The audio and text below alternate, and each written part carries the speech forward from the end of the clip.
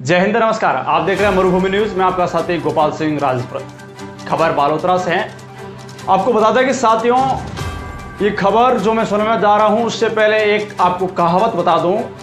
एक कहावत है कि झूठ के पांव डेड होते हैं और झूठ जल्दी से पकड़ा भी जाता है। झूठ ज्यादा समय तक चलता भी नहीं। ऐसा ही मामला इस खबर से जुड़ा हुआ है। ये खबर मैं आपको बताने जा रहा हूं बालोतरा की।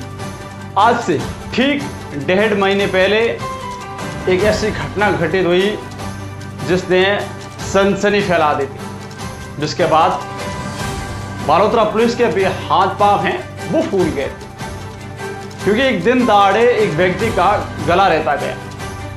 अब उस पूरे मामले की जांच है वो हो गई और उस मामले में जो फैसला आया है वो सुनकर आप भी चौंक जाएंगे।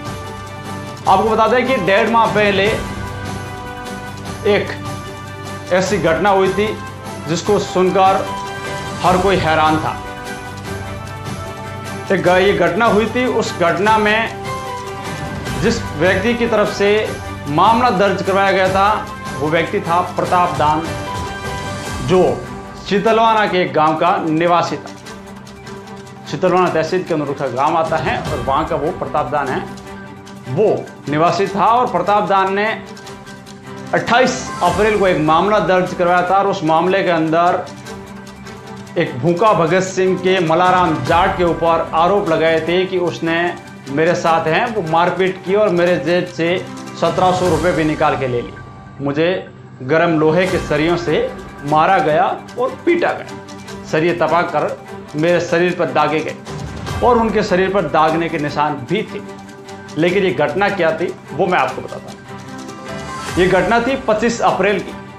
25 अप्रैल को जिस होटल के अंदर प्रताप दान काम करता था उसी पर उसी के साथी स्टाफ भोजराज सिंह पुत्र गैमर सिंह निवासी इंद्रोई वहां पर काम करता था। इन दोनों ने 25 अप्रैल को भरी दोपहरी में शराब का सेवन किया और सेवन इतना किया कि इनके ऊपर वो हावी हो गए।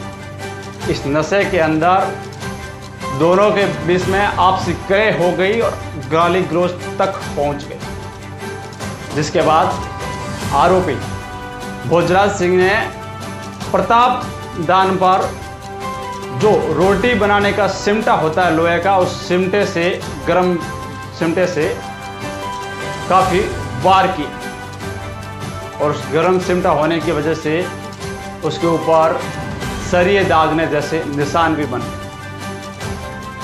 जिसके बाद कुछ समय बाद जब ये दोनों होश में आए तो भोजराज सिंह ने प्रताप दान से माफ़ी मांगी और प्रताप दान ने उसे माफ़ भी कर दिया। लेकिन इसके बीच में एक उनका साथी नरेंद्र कुमार आता है और वो एक पुरानी रंजिश होती है, उस रंजिश को है वो ताज़ा करने की कहीं न कहीं स्कीम बताता है। वो कहता है कि क्यों नहीं, अब मौका है और इस मौके का फायदा उठा के उससे पैसे हैं वो निकलवाए जा सकते। ऐसा बताया जाता है कि इस प्रताप दान ने मलाराम जाट को 10,000 रुपये हैं वो उधार दिए थे, ऐसा उसकी रिपोर्ट के अनुसार बताया जा रहा है, जिसमें वो पैसे होली पर लौटाने की बात कही थी। लेकिन पैसे जब मांगे गए तो मलाराम है उनसे गाली गलौज करने लगा और उसके साथ मारपीट की। ऐसा तमाम मामला है वो 28 अप्रैल को बालोतरा थाने के अंदर दर्ज करवाया गया। लेकिन फिर जब ये मामला दर्ज करवाया गया तो उसकी बातें कुछ बदली सी लग रही थी। तब पुलिस को थोड़ा सा शक हुआ तो उसके बाद ये भी कुछ प्रताप दान है वो भी कुछ भी घबराया हुआ नजर आने लगा। थोड़ा तनाव में रहने लगा कि कहीं मैं ना फंस जाऊं, कहीं मैं झूठा साबित नहीं हो जाऊं। और इस तमाम डर की वजह से उसने एक ऐसा कदम उठा दिया जिसके बाद पुलिस के भी हाथ पांव फूट गए, क्योंकि 28 अप्रैल को मामला दर्ज होता है और 1 मई को उसी प्रताप दान का गला रेत दिया जाता है, वो भी दिन दहाड़े। जब ये घटना होती है तो पुलिस भी आनन फानन में वहां पर पहुंचती है और तमाम कार्रवाई हैं वो शुरू करती है। जोधपुर आईजीपी उस मौके पर पहुंचते हैं, सीसीटीवी फुटेज है उनको जांच पड़ताल करते हैं, उस मामले की पूरी जांच करने की कोशिश करते हैं। लेकिन उस वक्त ये आरोपी प्रतापदान है वो जोधपुर अस्पताल में था और इसका वहां पर इलाज चल रहा था, इसकी बोलने की स्थिति भी नहीं थी। अब मामला क्या होता है वो हम आपको थोड़ा बताते हैं। मामला मैं आपको गहराई से बताऊं तो 1 मई को जब प्रतापदान पिछले 3 दिन से तनाव में था और उसने सोचा कि कहीं ना कहीं मैं झूठा ना फंस जाऊं, इसलिए उसने 1 मई को सौंथ जाने का बहाना बनाया और जिस होटल के अंदर काम कर रहा था उसी होटल के अंदर सब्जी काटने वाली छुरी है वो अपने साथ लेकर गया।